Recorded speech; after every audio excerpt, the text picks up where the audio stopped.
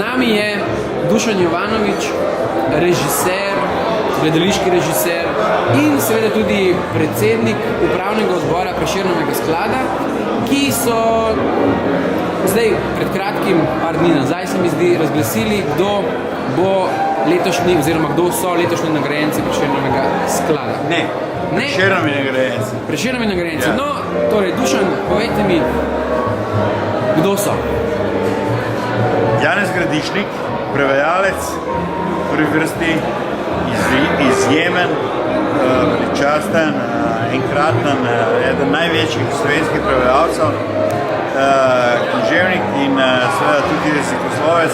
Ampak kot prevajalec, recimo, njegov opus je obsega, bi rekel, največje genije književnosti 20. stoletja in je v raznih zbirkah in posamezno, bi rekel, prevedel pravzaprav celo klasiko romanov, kratkih zgodb in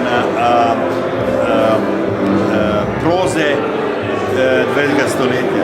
Se pravi, konstituirajo pravzaprav moderno dikcijo slovenščine, jo postavil, pravzaprav jo napredil, jo dvignil, jo postavil eno drugo dimenzijo, lahko bi rekel. Se pravi, zelo zaslužen človek. In drugi nagrajenec je Miljenko Licul, ki je skozi vse, bi rekel, umetniške in projekte pravzaprav šel tudi, bi rekel, se ukvarjal tudi z neko zelo uporabnim dizajnom, z uporabnim oblikovanjem, med drugim oblikoval seveda tudi slovenski dolar, slovenske evre, pa tako naprej. Skratka, to je človek, ki ga ves čas pravzaprav imamo ali v žepu, ali ga gledamo, in se ne zavedamo, da je pravzaprav to morje grdote, ki nas je obkrožala še pred 15-20 leti, pravzaprav pomembno prispeva k temu, da se to morje grdote zmanjša, da se zreducira in da se počasi pravzaprav pretvarja v lepoto. V redu, povejte mi, koliko teh Liculovih dizajniranih evrov bosta Gradišnik in Licul imela zdaj v žepu? Natančno vam zdaj odgovoriti na to stvar, ker nisem rekel skoncentriran, fokusiran na denar, ampak mislim, da tam nekje okrog 20.000 evrov, pa ne me lovi za besedo. V redu, za konec mi pa povejte, letos je tudi vašemu delu v bistvu leto prineslo eno drugo nagrado, ki sicer ni vezana na Slovenijo, in sicer 13. november, to je zelo prestižna makedonska nagrada. Zakaj gre in koliko v bistvu ste v bistvu veseli, oziroma jo ponosno zdaj držite v rokah? To je nagrada, ki se, bi rekel, podeljuje ob dnevu osvoboditve Skopja v drugi svetovni vojni.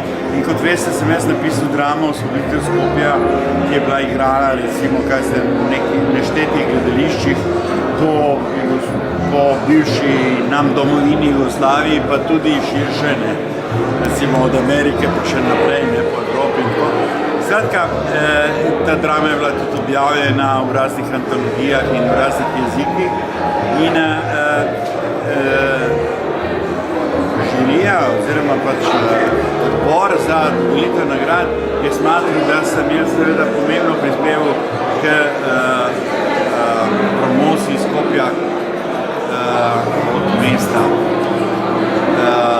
Sam sem v Skopju seveda doživel tudi nekaj let svoje mladosti in tako naprej. Skratka, ta nagrada mi je zelo ljubljena. Super. Za konec, gospod Jovanović, mi lepo prosim zaupate, kaj ste letos pisali oziroma naročili, kakšno željo imate Božičku, Miklavžu, Dedku Mrazu, ne vem, koga pač verjamete, če sploh. Kaj si želite za... Zelo smešno vprašanje, res. Verjamem, ja. Ne vem, o Miklavžu in Božičku in Dedku Mrazu, jaz nisem v letih, da bi jaz o tem razmišljal. Imam pa seveda vnukinjo, in bom seveda se potrudil, da bo dobila ustrezna darila.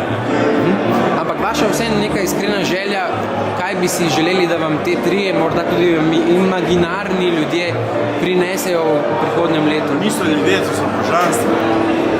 V redu. Kaj da bi prinesel, jaz nič ne potrebujem. Potrebujem pa seveda to, kar bi pa rad, je pa zadeva pa širšo skupnost. Ne? Se pravi spoštovanje, toleranca, manire, kultura. Upam, da vam bo en izmed teh treh božanstvenikov to tudi morda prinesel oziroma omogočil. Hvala.